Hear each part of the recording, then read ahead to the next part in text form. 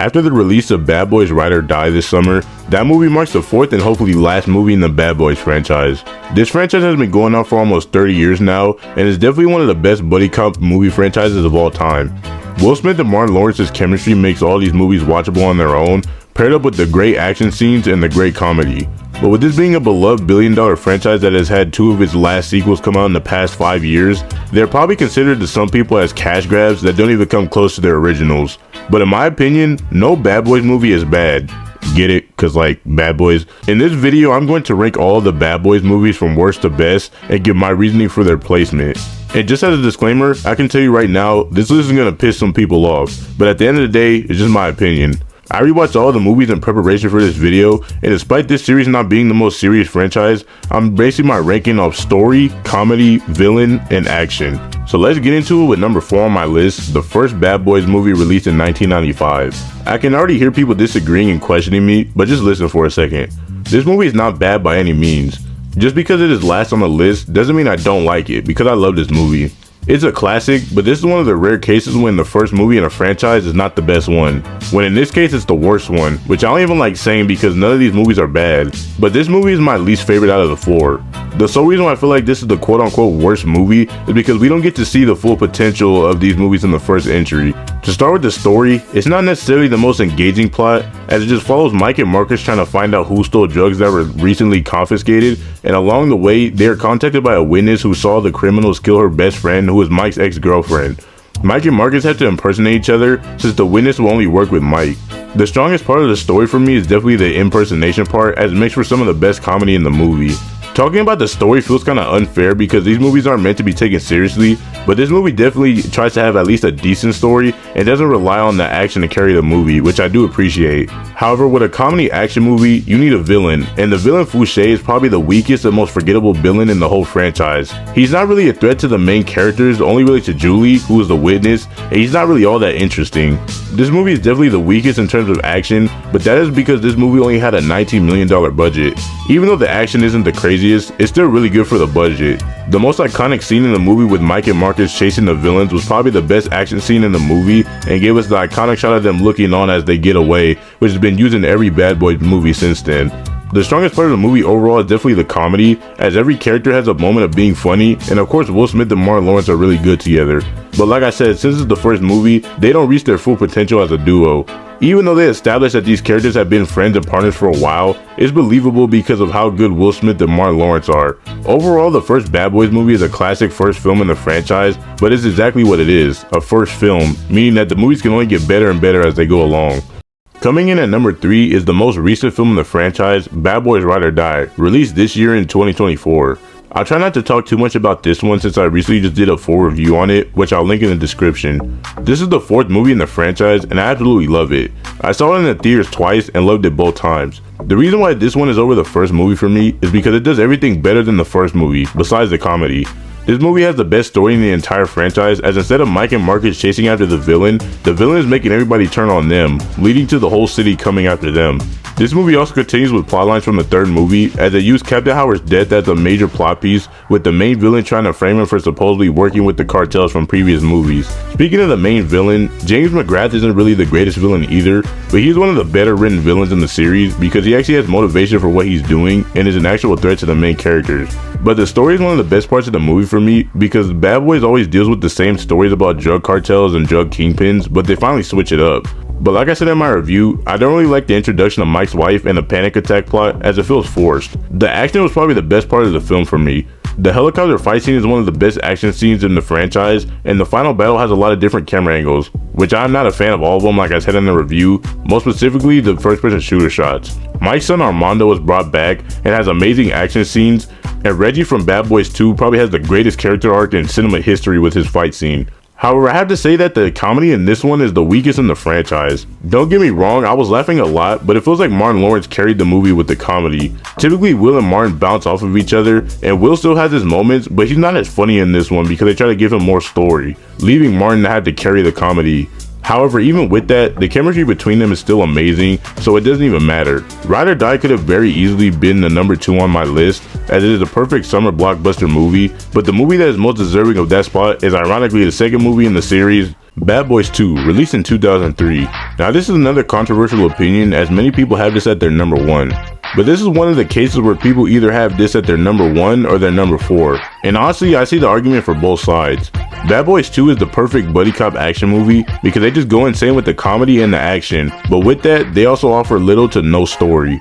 And by me saying that, you can already assume that this story is the worst one in the entire franchise because there's really no clear plot. The best way to describe it is that there is drugs being flowed through the city and they have to figure out who is behind it, while also introducing Marcus's sister Sid, who is an undercover agent that is heavily involved with the investigation. Bad Boys 2 is honestly just the most over-the-top crazy movie in the franchise, and it wraps everything up from the first movie. The villain Johnny Tapia is another case of a villain who is not all that great, besides the fact that he is crazy while acting so calm at the same time. He's probably the most iconic and memorable villain in the entire franchise, but that's not really saying much because this is everyone's favorite Bad Boys movie. But one thing I will say is that it's perfectly deserving of the love that it gets because this is the perfect Bad Boys movie. We come to watch these movies for the action and the comedy, and this movie is the most action-packed and the funniest of the 4. Martin and Will's chemistry is the best in this movie, as there's conflicts with them because of Mike dating Sid, and Marcus is being done with Mike's crap. My favorite part story-wise with the little story that we have is when Sid gets kidnapped after they catch Tapia hiding drugs, and the government refuses to help them, and different forces come together to help Mike and Marcus. The final act is definitely my favorite part. But this movie is just insane to where I don't even really know what to say. We got rats mating with each other, money and drugs being hid in dead bodies, and those same dead bodies falling onto the road during action scenes, the KKK, and just overall craziness. There's some really good action scenes in here, with my favorite being the shootout with the Haitian gang. Every action scene is really good and entertaining, even when it is super over the top for no reason, because again, that's what we watch these movies for. And the comedy is just perfect, with this being one of Martin Lawrence's best comedic performances in his career in my opinion. All his jokes land. The interrogation scene with Reggie is still easily the funniest scene in the entire franchise, and him and Will Smith's chemistry is the strongest. The comedic timing between the duo is amazing, and it's just hilarious. Every scene is hilarious even when it doesn't try to be. This is why I believe that the sequel is better than the original, because we get to see the full potential of the comedy and the action. But even though this excels at both the comedy and the action, this is going to be a hot take, but Bad Boys 2 is the most overrated movie in the franchise.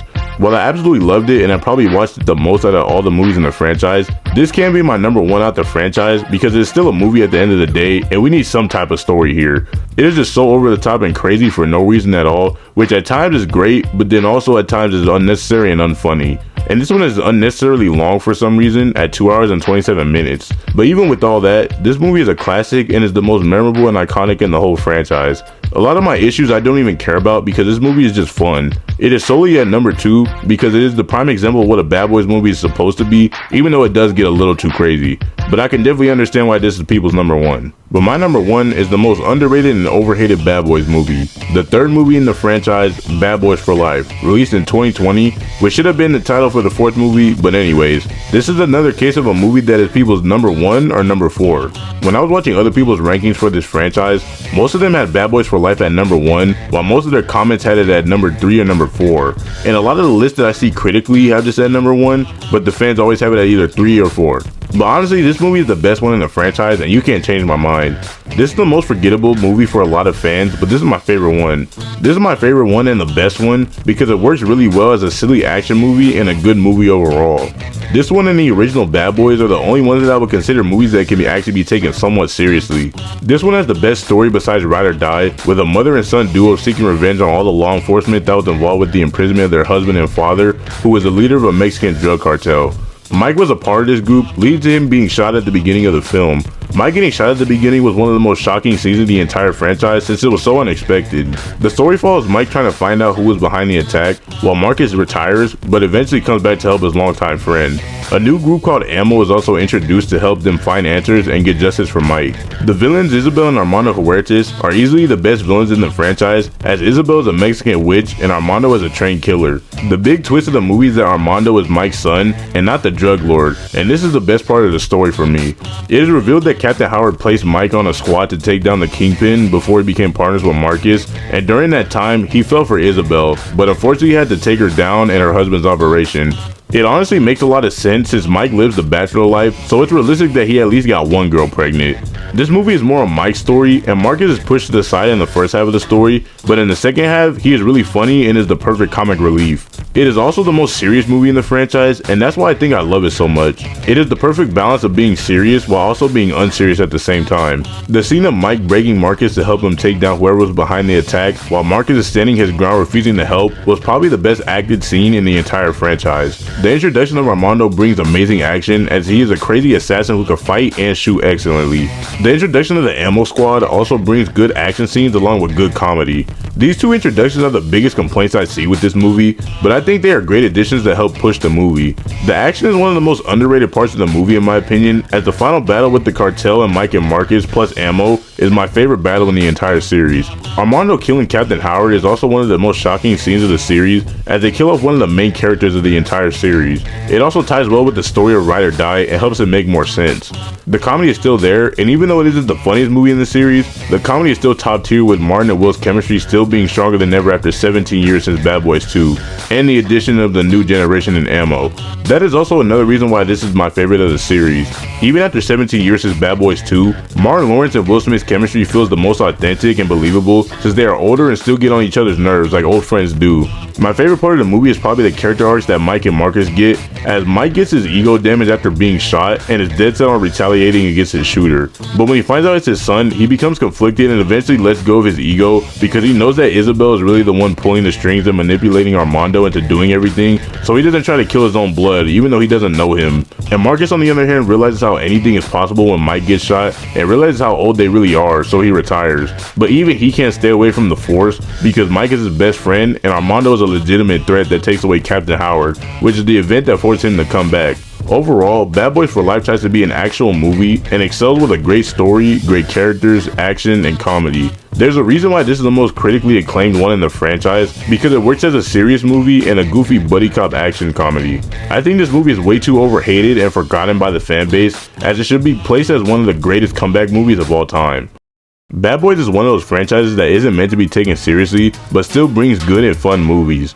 All the movies are so good that the fans mix up their lists and any of them can be considered the best one. It is also one of the few franchises that has came back decades after the last one and has arguably made better movies in the later years, as most movie franchises who do this make cash grabs with no heart put into them. As much as I love Bad Boys, I really do hope that Ride or Die was the last one, because at a certain point, these movies can't be dragged out. Will Smith and Martin Lawrence have already came out and said that they're down for another one, and of course I'd still go watch it, but sometimes you gotta let things end. But I want to hear your guys' thoughts on my list in the comments, and leave down your own list in the comments. If you enjoyed this ranking video, then hit the like button for more, and I'll see you guys in the next one. Peace.